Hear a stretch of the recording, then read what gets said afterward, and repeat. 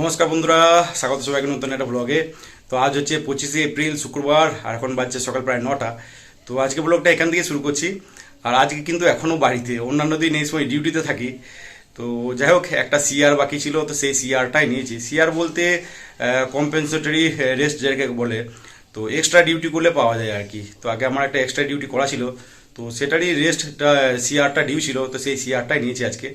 তো কালকে তো ছিল বিয়ে বাড়ি, তো যাই হোক ভাবলাম বিয়ে বাড়ি থেকে ফিরে রাত্রে বেশ ঘুমটা ভালো হবে আর কি, সকালে আর ডিউটিটা অফ থাকলে ভালো হয়। তো সেই জন্য আজকে সিআরটা নিলাম। তো যাই হোক, সকাল থেকে কিন্তু বেশ ভালোই গরম আজকে, একদম পুরো ঘামিয়ে দিচ্ছে।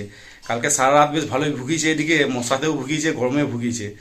তো গরম এমন, কোনো মতেই ফ্যানে হাওয়াতে গরম কাটছে না, আর গুমোট হয়ে গেছে, ঘাম হচ্ছে প্রচণ্ড। তো এই যে ঘেমে অস্থির একদম। তো যাই হোক, ব্রাশ ট্রাশ করে জাস্ট ফ্রেশ হলাম, দেখি এবার নিচেতে যাবো, খাওয়া দাওয়া করবো টুকটাক।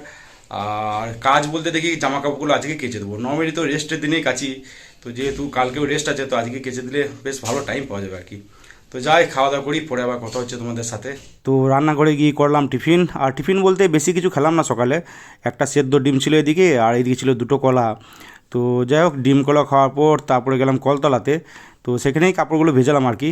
তো এদিকে ইউনিফর্মটা আলাদা জায়গায় একটা জায়গায় ভেজালাম, আর এমনি নর্মাল কাপড়গুলো আলাদা জায়গায় ভেজালাম আর কি।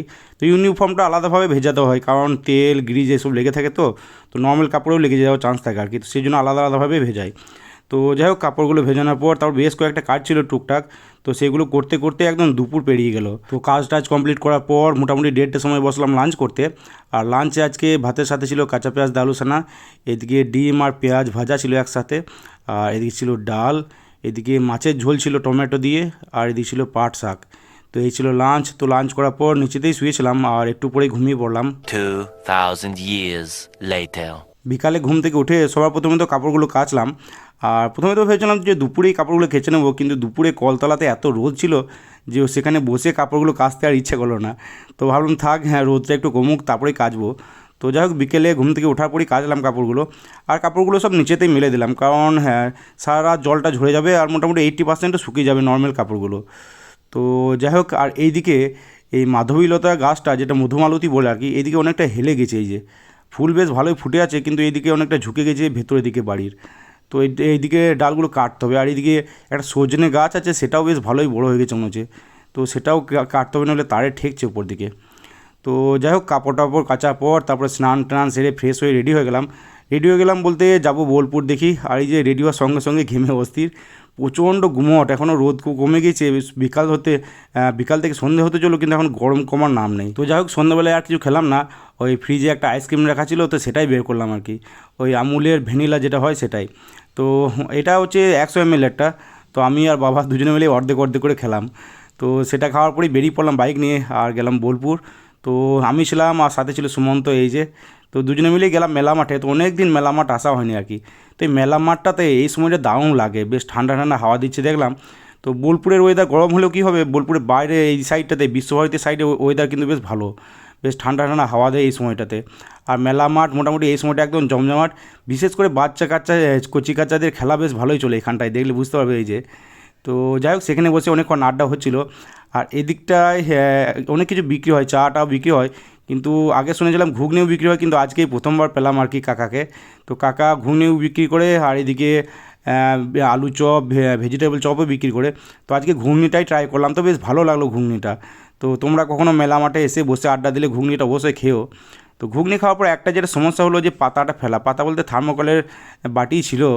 তো অনেক খোঁজাখুঁজি করার পর আশেপাশে কোথাও ডাস্টবিন দেখতে পেলাম না। তো কী আর করা যাবে, অনেক খোঁজাখুঁজি করে একটা জায়গায় দেখলাম একটু ময়লা আবর্জনার মতো জড়ো করা রয়েছে, তো সেখানেই ফেলে আসতে হলো। তো এই মেলা মাঠে আশেপাশে ডাস্টবিন রাখলে বেশ ভালো হয় আর কি, কারণ এখানে অনেকে বসে আড্ডা দেয়, খাওয়া দাওয়া করে। তো ফেলার জায়গা না থাকলে এদিক ওদিকেই ফেলতে হয় আর কি। তো যাই হোক, মেলা মাঠে অনেকক্ষণ আড্ডা হলো, অনেকক্ষণ আড্ডা টাড্ডা দেওয়ার পর মোটামুটি ওই 7টার সময় উঠলাম। তো 7টার সময় উঠে তারপর গেলাম সোনাঝুরি। তো সোনাঝুরিতে বুদিদা চায়ের দোকানে গেলাম। তবে আজকে দেখলাম জায়গাটা অনেকটা ফাঁকা, অন্যান্য দিন বেশ ভালোই জমজমাট থাকে এখানে কিন্তু। তো সেখানে বসেই আড্ডা হচ্ছিলো। আর খাওয়া দাওয়া বলতে তো নর্মালি যেটা খায় আর কি, প্রথমে তো এলো ডিমের চপ দুটো। এই যে তো ডিমের চপটা শেষ করার পর তারপর নিলাম চা 1 কাপ করে। তো আজকে চাটা একটু মোটামুটি লাগলো আর কি, একটু পাতলা ধরনের ছিল। ও যাই হোক, চাটা খেয়ে অনেকক্ষণ আড্ডা আড্ডা দিয়েছিলাম ওখানে। A few moments later. তো উঠলাম মোটামুটি 9টার সময়। তো 9টার সময় উঠে সেখান থেকে বেরোলাম। আর গেলাম সোজা মুখার্জি পেট্রোল পাম্পে, কারণ তেল মোটামুটি অনেকটাই শেষ, মোটামুটি 450 কিলোমিটার উপর চলেছে বাইকটা। তো যাই হোক তেলটা ওখানে ভরালাম। আর এইবারে মাইলেজ ক্যালকুলেশন করে দেখলাম মাইলেজ দিচ্ছে 40.43। তো আগের বারে থেকে একটু কম, আগের বারে 42 দিয়েছিল। তো যাই হোক ট্যাঙ্ক ফুল করে সেখান থেকে বেরিয়ে পড়লাম আর চলে এলাম বাড়ি। তো বাড়ি এসে অনেকক্ষণ রেস্ট করছিলাম, আইপিএল দেখছিলাম। তো মোটামুটি আজকে একটু লেটেই ডিনার করতে বসলাম, ওই 11টার সময় বসলাম ডিনার করতে আজকে। আর আজকে ডিনারে ভাতের সাথে ছিল কাঁচা পেঁয়াজ দিয়ে আলু সানা ছিল এদিকে ছিল ডাল, মাছের ঝোল ছিল টমেটো দিয়ে টক টক করে, আর এদিকে ছিল পাট শাক, আর এদিকে পেঁয়াজ আর ডিম ভাজা। তো লাঞ্চে যেটা ছিল ডিনারেও সেম আইটেম ছিল আজকে আর কি। তো যাই হোক খাওয়া দাওয়া করে কিছুক্ষণ আইপিএল দেখে ঘুমিয়ে পড়লাম।